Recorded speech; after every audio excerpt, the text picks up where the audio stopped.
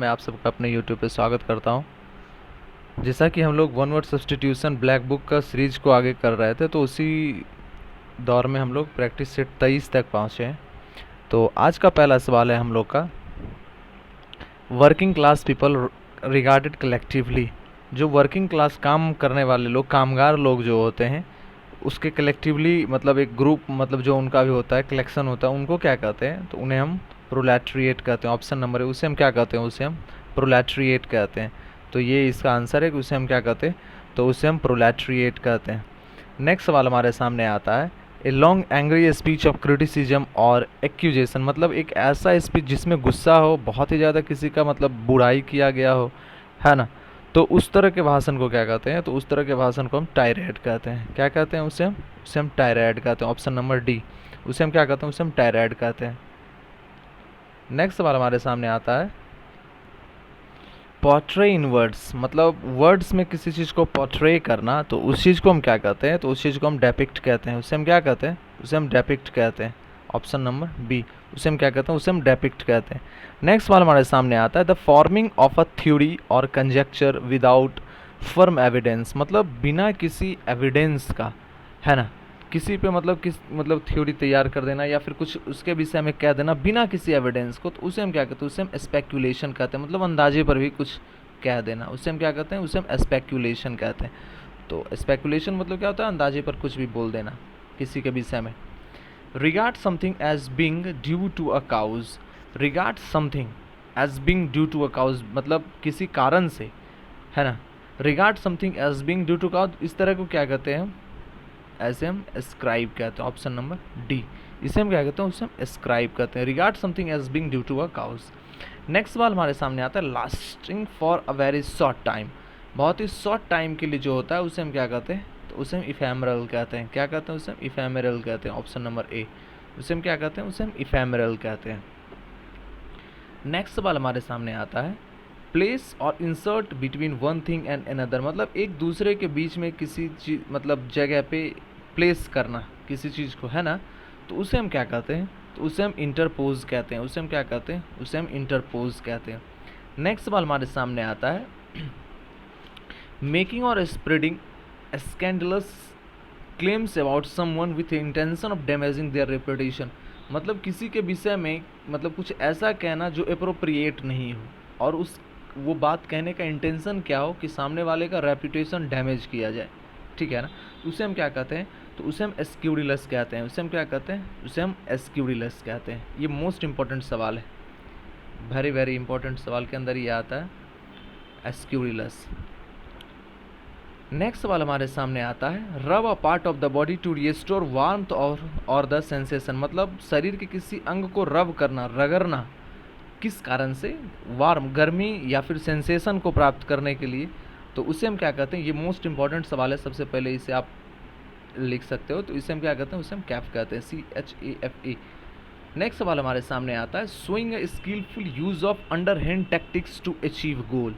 किसी भी गोल को अचीव करने के लिए अंडर हैंड टैक्टिक्स मतलब छुप के जो मतलब कुछ किया जाता है। सपोज दैट आप किसी भी तरह का कोई काम करवाने जा रहे हो, किसी ऑफिस में गए और आपका काम नहीं हो रहा है, तो आप अंडर हैंड टैक्टिक्स का यूज करते हो। आप कुछ ना कुछ ब्राइब करते हो उसे, आप उसे कुछ ना कुछ घूस दे देते हो, तो उसे क्या करता है?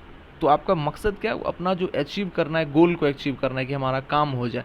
तो उस तरह के चीज़ों को क्या कहते हैं? उस तरह के चीज़ों को हम डेवियस कहते हैं, डेवियस। ऑप्शन नंबर डी, उसे हम क्या कहते हैं? उसे हम डेवियस कहते हैं, ठीक है। नेक्स्ट सवाल हमारे सामने आता है, ए डीप कट और टीयर इन स्किन और फ्लेश। मतलब मसल्स में या फिर स्किन में एक कट करना, बहुत ही अंदर तक कट करना, उसे हम क्या कहते हैं? तो उसे हम कहते हैं, उसे हम लैक्रेशन कहते हैं। ऑप्शन नंबर ए, लैसिरेशन कहते हैं, लैक्रेशन या फिर लैसिरेशन, जो आप कहो। नेक्स्ट सवाल हमारे सामने आता है, और ये एक नंबर बहुत ही इंपॉर्टेंट सवाल है, ये डीप कट वाला जो ये सवाल है, मोस्ट इंपॉर्टेंट सवाल है, तो इस चीज़ को आप याद रखना। उससे हम क्या कहते हैं? उसे हम लैक्रेशन कहते हैं। नेक्स्ट सवाल हमारे सामने आता है, वेयरली सफिशिएंट और एडिक्वेट। मतलब मुश्किल से कुछ सफिशिएंट हो या फिर एडिक्वेट हो, उसे हम क्या कहते हैं? उसे हम एस्केंट। एस्केंट मतलब क्या होता है? कमी होता है। एस्केंटी मतलब क्या होता है?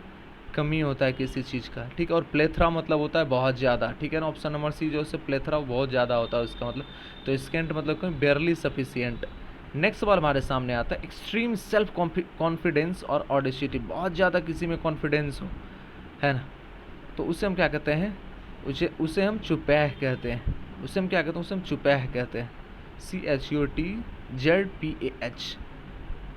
नेक्स्ट सवाल हमारे सामने आता है the clandestine copying and distribution of literature banned by the state, मतलब किसी स्टेट के द्वारा, मतलब कोई ऐसा लिटरेचर हो, ठीक है ना, उसके डिस्ट्रीब्यूशन को बैन कर दिया गया, फिर भी उसे गुप्त तरीके से, क्लैंडस्टीन मतलब जो होता है छुप के या गुप्त तरीके से या छुपा के, इसे हम क्या कहते हैं, उसे हम क्लैंडस्टीन का मतलब गुप्त या छुपा होता है। तो the clandestine copying and distribution of literature banned by the state, किसी स्टेट के द्वारा किसी भी लिटरेचर को बैन कर दिया गया, ठीक है ना, फिर भी उसे कॉपी करके छाप करके उसे डिस्ट्रीब्यूट किया जाए, तो उसे हम क्या कहते हैं, उसे हम सैमिडेट कहते हैं, उसे हम क्या कहते हैं, सैमिडेट कहते हैं, ऑप्शन नंबर डी। नेक्स्ट सवाल हमारे सामने आता है showing a lack of respect for people और thing that are generally taken seriously, मतलब showing a lack of respect for the people और थिंग, किसी भी पीपल या फिर थिंग मतलब साम चीज़ है उसके लिए मतलब रिस्पेक्ट की कमी दिखाना, that are generally taken seriously, जिसे जनरली सीरियसली लिया जाता है, उसे हम क्या कहते हैं, उसे हम इर्रिवेरेंट कहते हैं, ऑप्शन नंबर डी, इसे हम क्या कहते हैं, इसे हम इर्रिवेरेंट कहते हैं। नेक्स्ट सवाल हमारे सामने आता है showing poor taste and quality, मतलब जो टेस्ट खराब हो जिसका, क्वालिटी जिसका खराब हो, उसे हम क्या कहते हैं, उसे हम टैकी कहते हैं। और ये मोस्ट इंपॉर्टेंट सवाल है क्योंकि ये सवाल लगभग CGL में भी 2-3 शिफ्ट में, CHSL में भी 1-2 शिफ्ट में ये सवाल बहुत ही रिपीट हुआ है, तो इस सवाल को आप वेरी वेरी इंपॉर्टेंट के अंदर रखो। इसे हम क्या कहते हैं, उसे हम टैकी कहते हैं। नेक्स्ट सवाल हमारे सामने आता है द स्टेट और quality of being Holi, sacred और सेंटली, मतलब एक ऐसा स्टेट जो होली हो मतलब पवित्र हो, सेक्रेड हो पवित्र हो, तो उस चीज़ को हम क्या कहते हैं, तो उस चीज़ को हम सैंक्टिटी कहते हैं, ऑप्शन नंबर बी, उसे हम क्या कहते हैं, सैंक्टिटी कहते हैं, ऑप्शन नंबर बी। नेक्स्ट सवाल हमारे सामने आता है relating to the study of the nature of God and religious belief, ये तो बहुत आसान और बहुत ही इंपॉर्टेंट सवाल है, इसे हम क्या कहते हैं, उसे हम थियोलॉजिकल कहते हैं। नेक्स्ट सवाल हमारे सामने आता है an artistic work specially one on a large scale, an artistic work, एक ऐसा artistic work specially one on a large scale और बड़े पैमाने पर उसे किया जाए, तो उसे हम क्या कहते हैं, उसे हम ओपस कहते हैं, उसे हम क्या कहते हैं, उसे हम ओपस कहते हैं, option number C, opus. Next सवाल हमारे सामने आता है formally put an end to a system, practice और इंस्टीट्यूशन, उसे हम क्या कहते हैं, ये तो मोस्ट इंपॉर्टेंट और बहुत ही आसान है, एबॉलिश कहते हैं। एबॉलिश मतलब ये होता है किसी चीज़ को फॉर्मली इंड कर देना, समाप्त कर देना, ठीक है ना, तो इस सवाल को भी आप वेरी वेरी इंपॉर्टेंट के अंदर रखो। तो ये थे आज के टोटल 20 सवाल। अगर आपको ये सेशन पसंद आया हो, हमारे द्वारा दिए गए कंटेंट्स आपको पसंद आया, तो हमारे चैनल को लाइक करें, हमारे वीडियो को लाइक करें, हमारे चैनल को सब्सक्राइब करें और दोस्तों के बीच शेयर करें। हो सके तो आप बेल आइकन्स को भी ऑन कर दें जिससे कि वीडियो आते ही आपको नोटिफिकेशन सबसे पहले मिले। थैंक यू सो मच हमसे जुड़ने के लिए। जय हिंद।